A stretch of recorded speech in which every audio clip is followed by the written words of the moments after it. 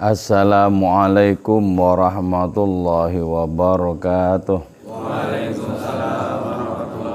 Bismillahirrahmanirrahim. Hamdan wa thana'an laka ya Allah, salatan wa salaman laka ya Habiballah, wa ala alika wa ashabika ya khaira khalqillah, laka ya Rasulullah wa li jami' man ittaba'a dinaka ya Habiballah, haqiqatan min ladun Adam la yaumil qiyamah. Wa ana khususan minhum ila hadrat Syekh Abdul Qadir Al-Jailani qaddasallahu sirrahu radhiyallahu lana wa lahumul Fatiha.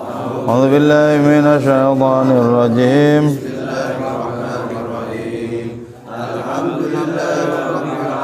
Ar-Rahmanir Rahim, Maliki yaumiddin, iyyaka na'budu صراط الذين أنعمت عليهم غير المغضوب عليهم ولا الضالين آمين.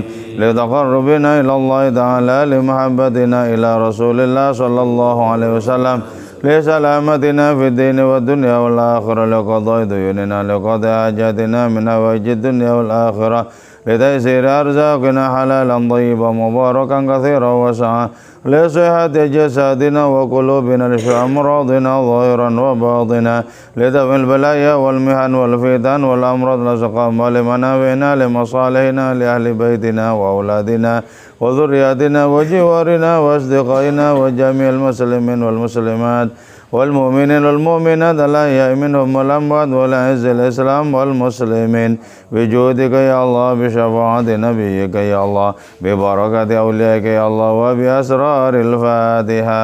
أعوذ بالله من الشيطان الرجيم. بسم الله الرحمن الرحيم. الحمد لله رب العالمين الرحمن الرحيم مالك يوم الدين. إياك نعبد وإياك نستعين. اهدنا الصراط المستقيم، صراط الذين أنعمت عليهم المغضوب عليهم ولا الضالين آمين. أعوذ بالله من الشيطان الرجيم. بسم الله الرحمن الرحيم. هو الذي أنزل عليك الكتاب منه آيات محكمات هن أم الكتاب وأخر متشابهات، فأما الذين في قلوبهم زيغ فيتبعون ما تشابه منه ابتغاء الفتنة وابتغاء تأويله، وما يعلم تأويله إلا الله، والراسخون في العلم يقولون آمنا به كل من عند ربنا وما يذكر إلا أولو الألباب. Allah. Huwa, adapun itu Allah, alladzi ialah Tuhan, istafa yang telah memilih itu, alladzikah kepadamu ya akmalar rusul, wahai paling sempurnanya utusan, li risalatihi, untuk menerima risalah itu alladzi, wajadaba, dan memilih Allah kepadamu ya Rasul, liniyabatihi, untuk menggantikan itu ladzi, wa khilafatihi, dan menggantikan itu ladzi. Pertama adalah bahwa pengakuan Allah Ta'ala itu sendiri, bahwa hadiratnya itu telah memilih Kanjeng Rasul sebagai paling mulianya utusan. Memilih untuk apa? Memilih untuk menyampaikan risalah Allah Ta'ala kepada segenap umat manusia. Jadi Nabi itu orang terpilih di hadapan hadiratnya untuk menyampaikan risalah kepada segenap manusia. Untuk apa risalah itu disampaikan kepada manusia? Tak lain adalah untuk kebahagiaan untuk keselamatan manusia itu sendiri. Jadi ya, program diutusnya Kanjeng Rasul kepada seluruh alam raya itu program kebahagiaan sebenarnya, program keselamatan. Akan tetapi tidak setiap orang sadar bahwa risalah yang dibawa oleh Kanjeng Rasul adalah program kebahagiaan dan keselamatan manusia. Tidak setiap orang sadar itu. Bahkan ada yang sengaja menabuh genderang perang terhadap risalah yang dibawa oleh Kanjeng Rasul itu. Jadi sesungguhnya tidak ada program apapun dari risalah Allah Ta'ala kecuali program keselamatan dan kebahagiaan. Karena itu beruntung orang yang sregep langsung menyambut adanya risalah itu. Jadi ajaran yang kita terima itu dari Allah langsung, cuma lewat perantara Rasulullah. Karena Allah itu tidak berfirman kepada setiap orang, tidak berfirman kepada orang pilihannya untuk disampaikan kepada setiap orang.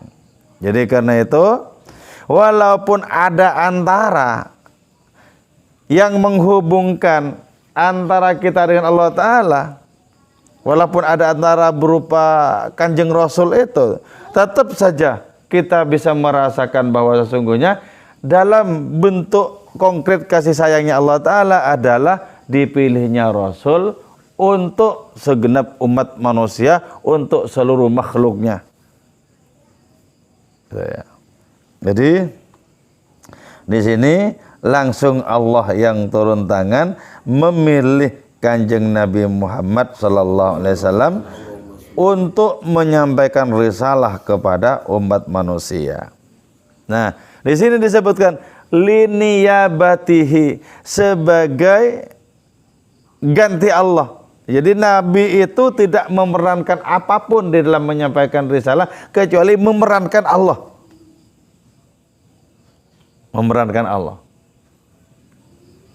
Jadi karena itu posisi beliau di hadapan umat manusia adalah posisi sebagai kehadiran Allah. Posisi beliau di hadapan Allah Ta'ala adalah posisi memperjuangkan keselamatan dan kebahagiaan umat manusia. Jadi beliau itu ya di hadapan umat manusia atas nama Allah, di hadapan Allah Ta'ala atas nama perjuangan umat manusia. Jadi karena itu, kalau ada di antara manusia yang masih mau untuk diperjuangkan oleh beliau, diperjuangkan. Diperjuangkan. Apa tanda-tandanya manusia mau diperjuangkan? Yaitu ketika manusia itu menerima risalah Nabi, beriman kepada beliau. Itu tanda-tandanya orang yang bersedia diperjuangkan nasibnya di hadapan Allah Subhanahu wa Ta'ala. Gitu loh ya.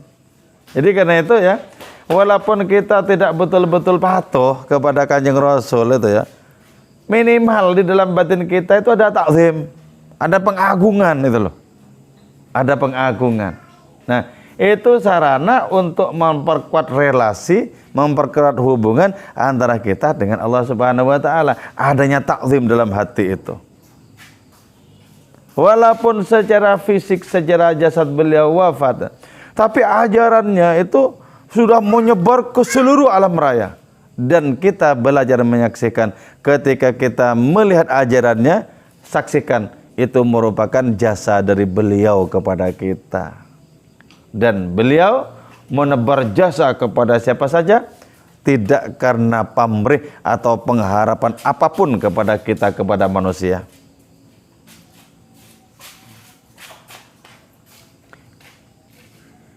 Jadi ketika beliau itu menggunakan umurnya sejak mendapatkan risalah, umurnya sepenuhnya dipakai untuk memperjuangkan manusia, beliau sama sekali tidak mengharapkan secuil pamrih apapun kepada kita manusia itu. Wa ma as'alukum alaihi min ajr. Ini yang merupakan sabda beliau yang diabadikan oleh Allah Ta'ala dalam Al-Quran. Aku tidak minta apapun kepada kalian yang berupa upah, lantaran aku sudah menunjukkan kepada kalian jalan kebahagiaan, jalan keselamatan. In ajriya illa ala rabbil alamin. Upahku itu biarlah diurusi oleh Tuhan semesta alam. Jadi murni ya. Jadi kalau pengen melihat ketulusan yang melimpah ruah untuk manusia, bacalah sejarah Kanjeng Rasul. Itu sejarah ketulusan yang melimpah ruah kepada manusia tanpa berharap apapun dari manusia itu. Sebagaimana Allah Ta'ala yang tidak mengharapkan apapun kepada diri kita, demikian pula nabinya. Karena nabinya ini merupakan niyabah, merupakan khilafah, merupakan pengganti peran hadirnya Allah Ta'ala di dalam kehidupan. Maka ada jaminan, orang yang patuh kepada beliau, sejatinya patuh kepada Allah. Orang yang setia kepada beliau, sejatinya setia kepada Allah Subhanahu wa Ta'ala. Jadi dengan demikian ya, walaupun beliau sudah lama sekali wafat, kita bisa menarik pada jarak yang dekat secara psikis gitu ya. Kalau jarak geografis ya agak jauh, membutuhkan perjalanan pesawat sekitar 10 jam. Jauh. Atau jarak waktu, jarak periodik gitu ya. Ya sudah lama, beliau sudah 1000 tahun lebih gitu. Tapi kalau jarak psikis ya, jarak yang bersifat kejiwaan bisa kita tarik sedekat-dekatnya. Bisa kita tarik sedekat-dekatnya. Dan bisa kita saksikan dengan konkret jasa-jasanya sampai hari ini. Kenapa? Karena berkaitan dengan jasa beliau, seluruh alam semesta ini telah menerima jasanya. Berupa ada, berupa wujud. Kita menerima double. Di samping jasa beliau yang berupa wujud kita, juga jasa beliau berupa agama yang kita anut ini. Itu jasa beliau. Jadi karena itu di dalam dunia psikis, di dalam dunia kejiwaan kita, beliau itu bisa sangat akrab dengan diri kita. Bisa sangat akrab. Jadi karena itu kita harus berusaha untuk semakin merasa akrab dengan Rasulullah Sallallahu Alaihi Wasallam. Dan beliau enggak akan mengecewakan usaha kita untuk merasa akrab dengan beliau itu. Karena akhlak beliau itu adalah akhlaknya Allah Subhanahu wa Ta'ala. Kepada Allah Ta'ala, kalau kita mendekat satu jengkal, Allah mendekat satu hasta. Kalau kita mendekat satu hasta, Allah mendekat satu depa. Kalau kita datang kepada Allah Ta'ala dengan berjalan, Allah menyongsong dengan berlari. Nah, akhlaknya Rasulullah juga begitu. Tentu saja ini merupakan bahasa simbolik. Jadi mendekat kepada Allah satu jengkal itu bahasa simbolik gitu. Tidak betul-betul satu jengkal ini. Kalau itu kan jaraknya jarak geografis. Bukan. Jadi, Allah Ta'ala itu membalas dengan yang lebih. Masa satu jengkal dibalas dengan satu hasta dibalas dengan satu depa. Kita berjalan kepada Allah disongsong dengan berlari. Oh hambaku gitu. Nah itu juga merupakan akhlaknya Rasulullah. Seperti itu. Bi'an anzala, dengan menurunkan itu Allah Ta'ala. Tafaddulan sebagai anugerah, wamtinanan dan karunia. Jadi ketika Allah Ta'ala menurunkan Al-Quran, Quran itu anugerah. Anugerah kepada siapa? Kepada Rasulullah, juga kepada kita loh. Al-Quran itu anugerah. Tapi betapa tidak merupakan satu kepastian kita kemudian merasa bangga dengan anugerah itu. Ini anugerah, enggak. Rata-rata dicuekin. Kebanyakan orang mencuekin anugerah itu. Padahal itu anugerah. Anugerah besar lagi. Anugerah besar. Siapa yang mewajibkan Allah untuk menurunkan Al-Quran? Enggak ada siapapun yang mewajibkan Allah Ta'ala. Allah Ta'ala itu menurunkan murni karena memberikan anugerah kepada kita. memberikan karunia kepada kita, gitu loh.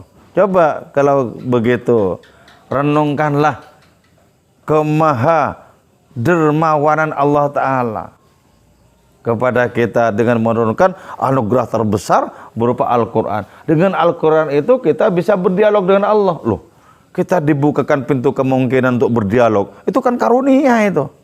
Setelah dibuka pintu dialog, nggak dipakai. Nah, ini kan, itu salahnya manusia. Oh, Allah Ta'ala sudah membukakan diri untuk berdialog kok, untuk mau diajak dialog, malah nggak dipakai. Kan gitu. Jadi semestinya dipakai. Tafadulan wa amtinanan. Jadi itu. Alaika atas dirimu ya Rasul min indihi dari sisi Allah Ta'ala litasdiqika wa ta'yidika untuk membenarkanmu. Jadi ketika Al-Quran itu diturunkan, itu tandanya Allah Ta'ala membenarkan Rasulullah itu betul-betul sebagai utusannya. Sebagai utusannya. Karena itu berdekatan dengan Allah wajib berdekatan dengan Rasulullah. Nggak mungkin tidak. Kalau tidak jadi orang kejawen nanti. Jadi orang kejawen itu mengakui Tuhan yang maha, yang menciptakan alam semesta, tapi tidak menempatkan Rasulullah sebagai orang istimewa. Langsung ke singgawi urip tok. Nah itu kan. Itu kan dekat dengan Allah tapi tidak dekat dengan Rasulnya. Sementara tuntunan Allah Ta'ala dekat dengan Allah itu dekat dengan Rasulnya. Itulah sebabnya syahadat itu ada dua, bukan satu. Jadi asyhadu alla ilaha illallah itu harus diikuti dengan asyhadu anna Muhammadar Rasulullah. Dua syahadat itu. Dua. Nah, karena syahadat itu dua, maka ngikuti kebenaran harus ngikuti contoh. Kan gitu. Ngikuti kebenaran itu ngikuti contoh. Nah, contoh yang disebarkan ya, contoh yang ditawarkan, contoh yang diteladankan oleh beliau itu kepada umat manusia, garis besarnya ada dua. Yaitu hubungan yang baik dengan Allah Ta'ala, hablun minallah, dan hubungan yang baik dengan sesama, hablun minan nas. Itu garis besarnya, contoh itu. Jadi, berarti syahadat ini ya, syahadat ini terdiri dari dua macam komponen. Yang satu abstrak, kita tidak bisa menyaksikan Allah Ta'ala dengan mata kepala. Yang satu konkret, merupakan bagian dari sejarah kehidupan manusia, Rasulullah. Lengkap kan? Zahir dan batin, batin dan zahir, lengkap di dalam syahadat, lengkap di dalam ajaran Islam. Jadi ajaran Islam itu di samping merupakan pemahaman tentang kebenaran, juga merupakan ketauladanan. Wa ta'yidika, dan mengukuhkanmu wahai Rasul. Jadi Al-Quran diturunkan untuk membenarkan Rasulullah, juga untuk mengukuhkan posisi Rasulullah sebagai utusan hadiratnya itu. Alkitab, terhadap Alkitab kemarin sudah dijelaskan bahwa nama Al-Quran itu ada 4. Yang pertama Al-Quran sendiri. Kenapa disebut Quran? Karena bisa dibaca. Yang kedua Alkitab. Kenapa disebut Alkitab? Karena ada tulisannya. Terus yang ketiga disebut Al-Furqan karena membedakan antara yang hak dan batil. Terus yang keempat disebut Al-Dzikr karena isi kitab itu berisi hubungan antara kita dengan Allah Subhanahu wa Ta'ala.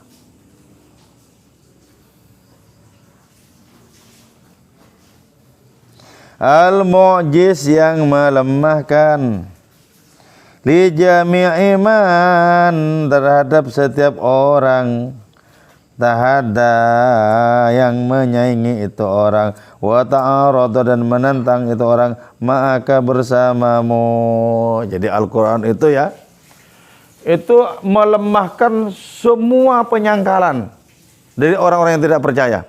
Al-Quran itu diturunkan di zamannya kesusastraan mengalami kemajuan. Jadi Al-Quran kemudian tidak saja menjadi tandingan bagi kesusastraan itu, tapi membuat kiok seluruh penyair yang ada di zaman itu. Jadi biasanya mukjizat itu turun sesuai dengan tantangan zamannya.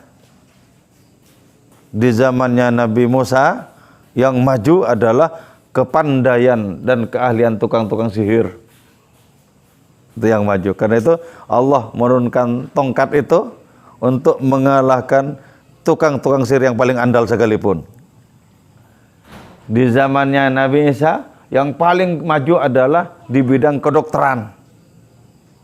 Di bidang kedokteran. Karena itu Allah Ta'ala menjadikan tangannya Nabi Isa itu sebagai penyembuh bagi seluruh penyakit. Bahkan yang tidak sembuh ditangani oleh medis. Di zamannya Nabi Isa ada seorang dokter yang sangat ampuh bernama Galen. Sangat ampuh. Ketika terdengar kabar, tersiar kabar bahwa Nabi Isa itu menyembuhkan orang yang buta, Galen ini bilang, saya juga bisa, saya tahu resepnya dan saya bisa mempraktekkan. Ketika tersiar kabar bahwa Nabi Isa menyembuhkan orang yang kena penyakit lepra, Galen bilang, saya bisa, saya tahu resepnya, saya bisa praktekkan. Ketika terdengar kabar Nabi Isa menghidupkan orang mati, Galen ini, wah itu sudah bukan perbuatan manusia, itu pasti Tuhan yang hanya bisa begitu itu. Itu tidak bisa dicakup oleh dunia medis, oleh dunia kedokteran, nggak bisa. Jadi mukjizat turun itu sesuai dengan tantangan zamannya. Di zaman Kanjeng Rasul yang mengalami kemajuan besar itu kesusastraan. Bahkan di dinding-dinding Ka'bah itu ditempeli puisi-puisi yang paling andal dari berbagai macam kabilah itu. Ketika turun Al-Quran, seluruh puisi bahkan yang dianggap paling top sekalipun menjadi kiok di hadapan Al-Quran. Menjadi kiok. Jadi ketika dibacakan satu ayat saja, para penyair jahiliyah di waktu itu langsung mengatakan, ini pasti bukan kata-kata manusia, nggak bisa dilawan kalau ini, bisa dilawan. Ta'ziman li sya'nika, seraya mengagungkan li sya'nika bagi kondisimu. Jadi ya, Al-Quran itu diturunkan dalam rangka juga mengagungkan Rasulullah, nggak tanggung-tanggung. Yang mengagungkan itu siapa? Allah langsung. Wah, hebat ya. Jadi karena itu seluruh puja-puji manusia itu nggak ngefek apapun kepada Rasulullah. Wong yang muji Rasulullah itu Allah Ta'ala sendiri. Jadi kalau cuma pujian-pujian manusia lewat itu. Lewat. Beda dengan kebanyakan kita manusia. Pas ketemu, wah makin ganteng, udah membesar telinganya, makin ganteng. Kok makin muda, makin hebat. Tapi kalau untuk yang perempuan dibilangnya, kok makin gemuk, kesel banget.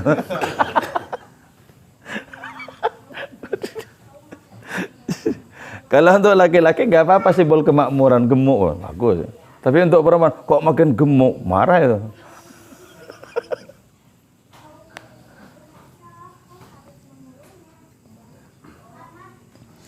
Wa fasalahu,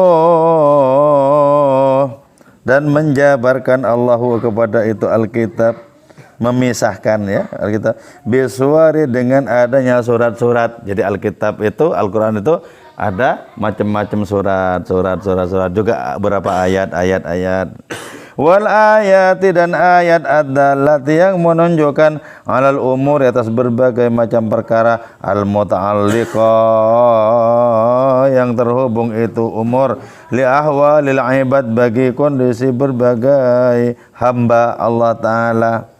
Jadi adanya ayat-ayat dalam Al-Quran itu berhubungan ya, dengan kondisi kehidupan manusia. Jadi diatur oleh Al-Quran itu loh. Diatur.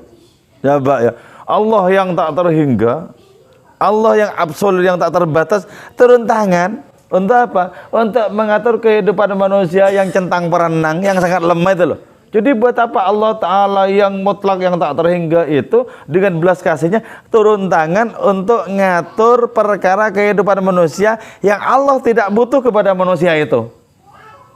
Itu turun tangan itu loh. Buat apa Allah Ta'ala dengan kemahaannya itu tidak lantas secara otomatis terus tidak perhatian kepada kita manusia. Tidak. Allah Ta'ala itu tetap perhatian kepada kita manusia, betapapun Allah tak membutuhkan kita manusia, tapi tetap turun tangan. Jadi karena itu kita itu ya secara konkret itu ya, dalam tanda kutip bisa mengundang Allah Subhanahu wa Ta'ala loh. Jadi kita yang bukan siapa-siapa bisa mengundang Allah Ta'ala dengan cara apa? Dengan cara berdoa. Kita berdoa itu kan menginginkan Allah Ta'ala terlibat dalam urusan kita loh. Kita berdoa itu. Jadi Allah yang tak terhingga itu kita ajak untuk terlibat ngurusi persoalan kita, kerumitan kita, pening-pening kita, galau-galau kita. Dan Allah Ta'ala itu mau. Oh, hebat ya. Hebat. Jadi karena itu, itulah sebabnya ya, kita ketika memiliki kelebihan apapun di hadapan umat manusia yang lain, pantangan bagi kita untuk bersikap jumawa atau merasa lebih besar. Pantangan. Allah Ta'ala saja yang tidak terbatas, yang absolut itu mau kok turun tangan untuk ngurusi yang sepele-sepele dari kehidupan hamba-hambanya itu. Mau. Itu kan pelajaran sesungguhnya bagi diri kita. Pelajaran. Wa fin nas'atil ula wal ukhra, juga dan di dalam kehidupan di dunia dan kehidupan di akhirat. Jadi ya, adanya isi Al-Qur'an itu berkaitan dengan adanya aturan-aturan Allah Ta'ala untuk kita di dunia, berkaitan pula dengan janji-janji Allah Ta'ala di akhirat. Jadi kita itu oleh Allah Ta'ala dimanjakan dengan cara diberi berbagai macam petunjuk. Jadi petunjuk itu sudah tidak kurang-kurang ke sana jalan keselamatan. Jangan coba-coba kau ke situ, itu jalan kehancuran. Sudah jelas kok. Sudah jelas. Tinggal kita mempersiapkan diri untuk dengan ikhlas mengikuti petunjuk-petunjuk itu. Ikuti saja. Jangan katakan tidak mampu kalau tidak dicoba. Yang kadang dari akal pikiran itu muncul berupa rintangan. Apa rintangan itu? Rintangan itu sesungguhnya malas, tapi kemudian dikasih stempel tidak mampu. Tidak mampu. Nah, padahal belum dicoba. Coba dulu dong. Coba dulu. Baru kalau misalnya dicoba lantas kita semaput, betul nggak mampu. Orang belum dicoba. Misalnya gini, coba bangun malam, nggak bisa ya? Ya nggak dicoba. Nggak dicoba. Buktinya tadi malam bangun ya tidur lagi. Ya coba langsung lari bagaimana itu. Nggak dicoba. Jadi manusia itu seringkali apa? Seringkali menggunakan akalnya itu berpihak kepada musuh, bukan kepada dirinya sendiri. Berpihak kepada musuh. Padahal yang menghalang-halangi untuk bangun itu musuh. Tapi kenapa musuh ini kok kemudian mendapatkan keberpihakan dari diri kita? Mestinya kita berpihak kepada roh kita dan kita mengalahkan musuh itu semestinya. Tapi yang seringkali terjadi kebalikannya, kita berpihak kepada musuh dan roh kita dibiarkan menderita.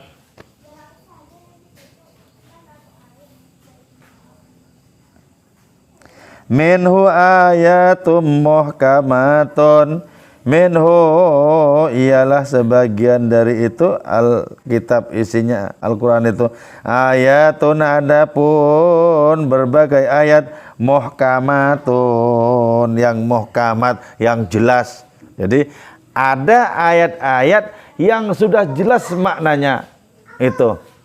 Apa yang sebenarnya diperintahkan oleh ayat-ayat itu jelas maknanya. Itu namanya ayat muhkamat. Misal ayat tentang sholat jelas kita diperintahkan untuk sholat. Ayat tentang puasa jelas kita diperintahkan untuk puasa. Ayat tentang haji kita jelas diperintahkan untuk haji kalau mampu dan semacamnya. Itu disebut sebagai ayat-ayat muhkamat. ayat-ayat yang jelas maknanya kita itu disuruh apa. Jelas. Muta'alliqatun yang berhubungan bi'umumi ahwalil ibad dengan keseluruhan kondisi para hamba ala ikhtilafi tabaqatihim atas adanya perbedaan tingkatan-tingkatan mereka fi ma'asyihim di dalam kehidupan dunia mereka wa ma'adihim dan kembalinya itu mereka minal ahkam dari berbagai macam hukum wal muamalat dan muamalah itu hubungan di antara sesama wal mu'taqidat dan kepercayaan-kepercayaan al jariyat yang berlaku fima bainahum fima pada suatu bainahum di antara mereka bihasbin nasy'ata ini sesuai dengan adanya dua kehidupan dunia dan akhirat itu. Jadi ya, Al-Qur'an itu dicocokkan oleh Allah taala untuk semua tingkatan. Contoh misalnya perintah tentang sholat itu selama orang itu mukallaf, selama orang itu berakal, dari mulai yang paling sederhana sampai yang paling cerdas tetap wajib mengerjakan. Tetap mengerjakan. Tidak ada perkecualian. Misalnya kalau sudah tingkatan cerdasnya segini maka tidak usah sholat, ya enggak ada. Semuanya itu kena. Sama, semuanya kena. Harus berpuasa. Kalau kuat, wajib berpuasa. Wajib berpuasa. Juga kalau mampu wajib berhaji. Jadi semua tingkatan itu dicakup oleh adanya ayat-ayat muhkamat. Ayat-ayat muhkamat. Fi ma'asyihim wa ma'adihim. Di dalam kehidupan kita di dunia ini. Ayat-ayat muhkamat itu tampil sebagai panduan untuk segala sesuatu yang semestinya kita kerjakan. Juga fi ma'adihim untuk kehidupan di akhirat yang selamat, ayat-ayat muhkamat itu jadi panduan. Ayat-ayat yang jelas makna itu jadi panduan.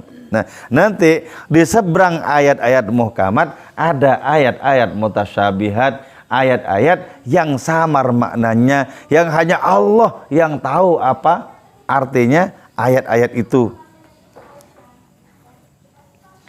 Nah, ayat-ayat muhkamat itu berkaitan dengan apa? Minal ahkam, berkaitan dengan hukum-hukum. Misal, salat hukumnya wajib, kalau dikerjakan itu, kalau wajib dapat pahala, kalau ditinggalkan dapat siksa. Gitu. Kalau salat sunat, sebagaimana namanya sunat, kalau dikerjakan dapat pahala, kalau tidak dikerjakan tidak berdosa. Gitu.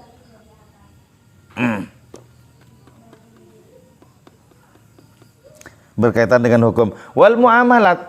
Juga ayat-ayat muhkamat itu berkaitan dengan muamalah, hubungan di antara sesama. Misal ada suami istri cerai itu ada ketentuannya. Masa iddahnya itu berapa lama, itu ada ketentuannya. Terus boleh menikah dengan orang lain itu ada ketentuannya juga. Ketentuan waktunya itu juga ada. Nah, itu yang disebut dengan ayat-ayat berkaitan dengan muamalat. Perkara jual beli itu juga ada ketentuannya secara garis besar. Ada. Wal mu'taqidat juga berkaitan dengan adanya keyakinan. Juga ada ketentuannya berkaitan dengan keyakinan itu. Kita boleh percaya kepada Allah Subhanahu wa taala lewat adanya penglihatan kita pada potensi-potensi yang ada di benda-benda dan keyakinan kita bahwa potensi benda-benda itu berasal usul dari Allah taala. Contoh begini ya.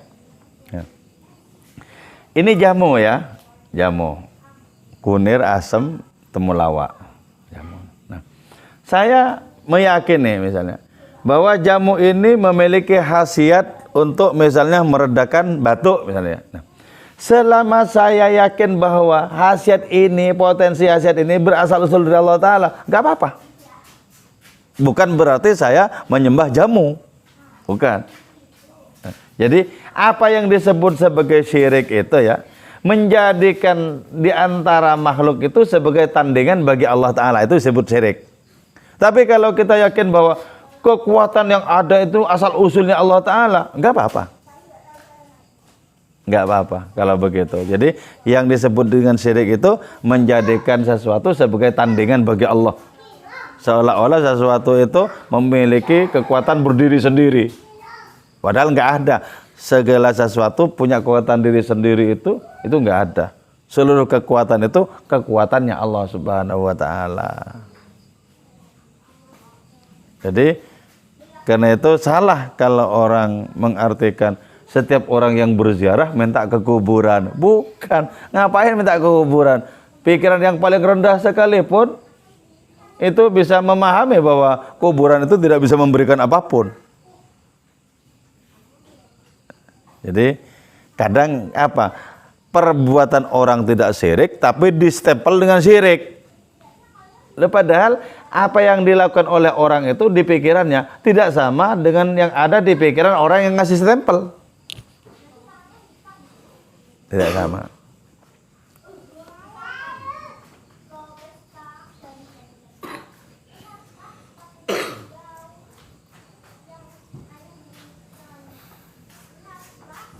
Fima bainahum bias bin nasyataini hunna ummul kitab. Adapun ayat-ayat muhkamat itu merupakan induk dari isi Al-Qur'an. Induk itu. Dengan adanya ayat-ayat muhkamat itu kita tahu kemudian panduan-panduan Allah Subhanahu wa taala bagi diri kita dalam menjalani kehidupan ini. Hunna ummul kitab.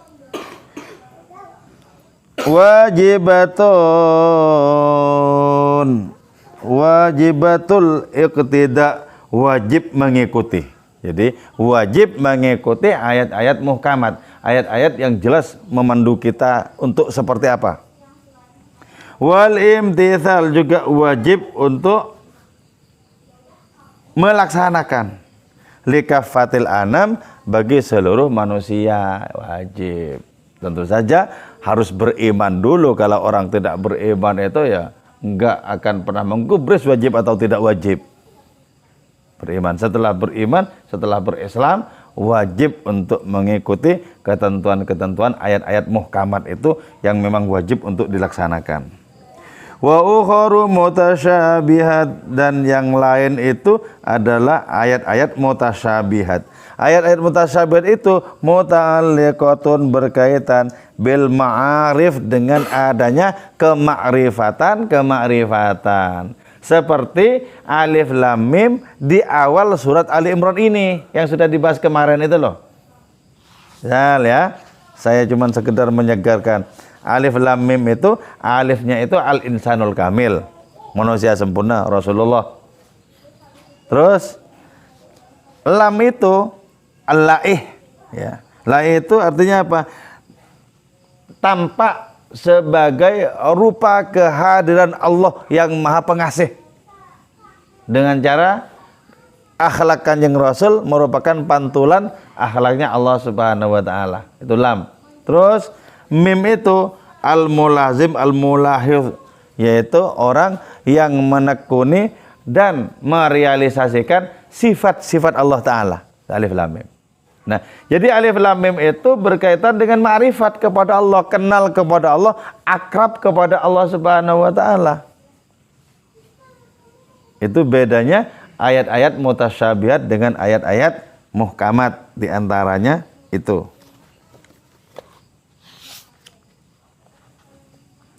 Wal haqaiq,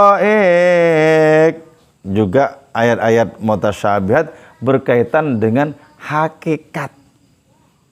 Berkaitan dengan hakikat. Apa hakikat?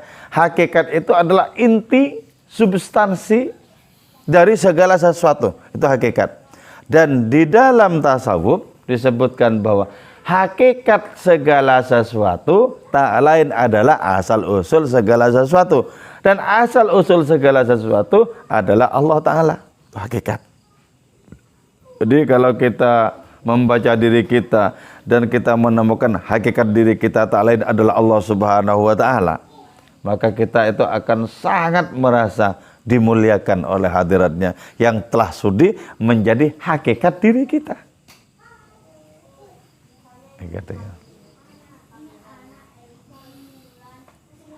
Al-mutarattab 'alal hikam wal masalih.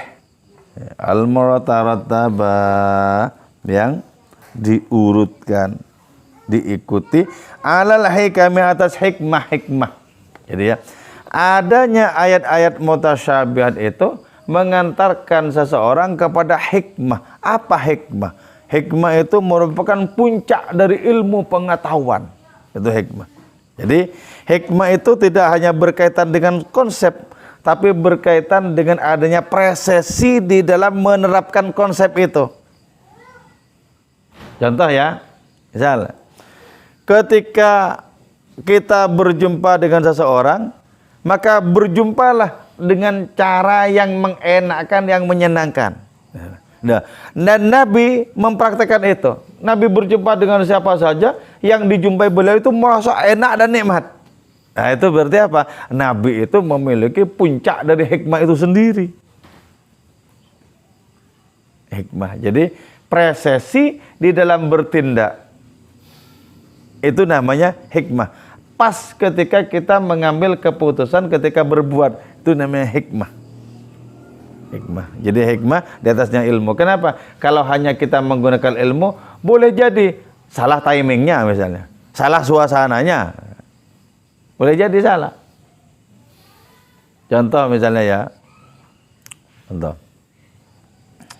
pertanyaan yang lazim diungkapkan oleh banyak orang ketika ketemu, sehat kan itu ya.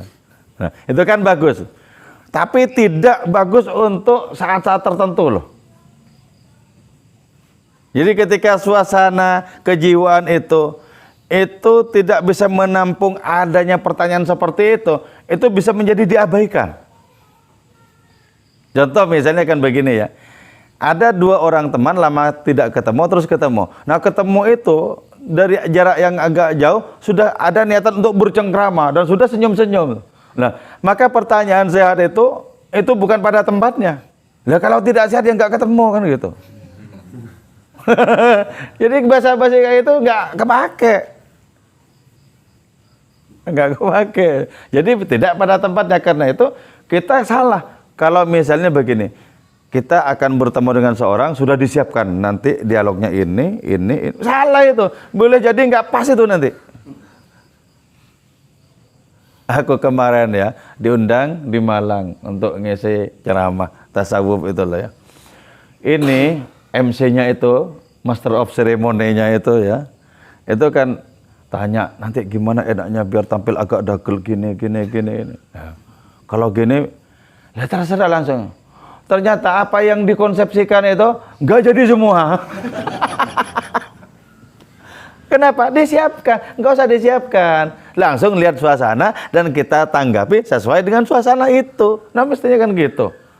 Jadi maunya mendagel, tapi ketika nyampe di panggung hilang semua dagelnya itu. Itu. Jadi tidak bisa kita persiapkan seperti itu. Kalau seperti itu kata Maulana Rumi itu ya sama dengan orang yang tuli yang mempersiapkan diri untuk berbincang dengan seseorang. Jadi si tuli ini hanya memegang gerak-gerik bibir. Oh, maksudnya kemana? Jadi nanti berarti kalau saya melihat bibir begitu, maka aku akan menjawab ke warung. Padahal ketika ketemu itu tidak bertanya kemana. Tidak bertanya kemana. Kamu sehat? Ke warung. Jadi nggak nyambung.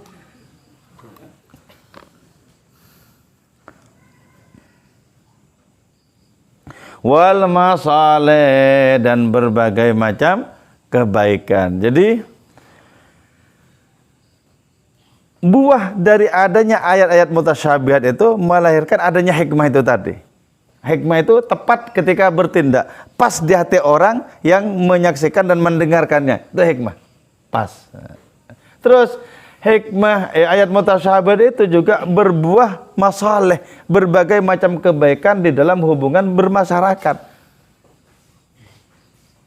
Jadi bagus, enak.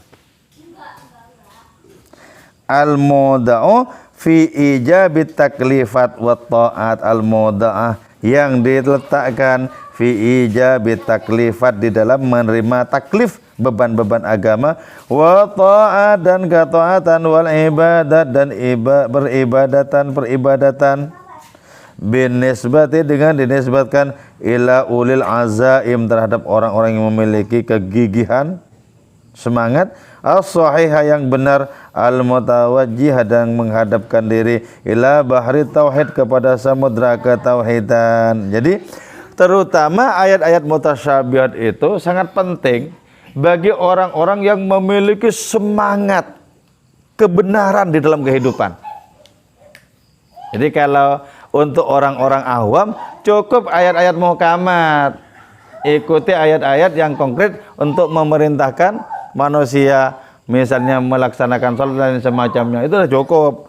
Tapi ayat-ayat mutasyabihat ini hanya terutama difokuskan kepada orang-orang yang memiliki kesungguhan di dalam menyelami hakikat kebenaran. Ayat-ayat mutasyabihat seperti gini, kaf ya ain shad, itu apa artinya? Itu kalau dalam tafsirnya Ibnu Arabi ternyata ditafsirkan dengan sangat detail. Kaf itu artinya kafi, Tuhan yang maha mencukupi. Kenapa kok ditafsirkan Tuhan yang maha mencukupi? Karena di ayat-ayat berikutnya itu berkaitan dengan kisah tentang Nabi Zakaria yang tidak punya anak. Nah, Allah yang maha mencukupi memberikan anak kepada Nabi Zakaria yang umurnya sudah 80 tahun dan beliau sudah impoten. Jadi kafnya itu menunjukkan kafi, mencukupi. Dan seterusnya. Terus kaf itu hadi. Tuhan yang memberikan petunjuk bagaimana caranya bisa menghasilkan anak tidak lewat proses biologis tapi lewat doa. Iya, itu berarti waki yang melindungi dan lain seterusnya. Itu tafsirannya Ibnu Arabi. Fa ammal ladzina fi qulubihim zaygun. Jadi adanya ayat-ayat mutasyabihat itu, ayat-ayat yang samar artinya itu bisa menggiring orang-orang yang sungguh-sungguh untuk menemukan hakikat kebenaran, digiring ke mana? Ke samudra ketauhidan. Ila bahari tauhid, samudra ketauhidan. Bagaimana samudra ketauhidan itu? Seluruh isi alam raya ini mengatakan bahwa Allah Ta'ala itu esa. Seluruh isi alam raya. Jadi bagi orang yang bisa berkomunikasi dengan komponen-komponen alam raya, maka semua isi alam raya mengatakan aku berasal usul dari Allah yang esa. Jadi walaupun ini wujudnya keanekaragaman alam semesta ini, tapi berasal usulnya dari Allah Subhanahu wa Ta'ala yang esa. Jadi orang yang seperti itu, yang tenggelam di dalam samudra ketauhidan itu tidak silau dengan keanekaragaman. Dengan menyaksikan keanekaragaman, langsung menyaksikan asal usulnya, yaitu Allah Subhanahu wa Ta'ala yang esa. Likulli syai'in ayatun tadullu ala annahu wahidu. Segala sesuatu itu menyimpan tanda keagungan Allah yang menyatakan Allah itu tunggal adanya. Itu samudra ketauhidan. Jadi kalau orang masuk di samudra ketauhidan itu, orang ini hanya juntrung kepada Allah Ta'ala, tidak kepada apapun yang lain. Biarpun secara lahiriah aktivitas orang ini berkaitan dengan perkara-perkara duniawi, tetap hatinya cuma juntrung kepada Allah Subhanahu wa Ta'ala. Oke, saya kira ini saja yang kita simak bersama-sama. Semoga menjadi manfaat dan barokah untuk diri kita. Semoga sisa umur kita menjadi semakin bernilai, bermartabat di hadapan Allah Subhanahu wa Ta'ala. Moga-moga kita senantiasa sehat walafiat dan berumur panjang. Moga-moga dijauhkan dari berbagai macam bencana dan malapetaka, dijauhkan dari berbagai macam penyakit yang sulit obatnya. Moga-moga anak cucu keturunan kita menjadi orang-orang yang bertakwa dan mengikuti tauladan Kanjeng Rasul Muhammad SAW. Moga-moga Indonesia, negeri kita ini senantiasa damai dalam lindungan Allah Subhanahu wa Ta'ala. Wal afu minkum. Wassalamualaikum warahmatullahi wabarakatuh. Maulaya sholli wa sallim daiman abad.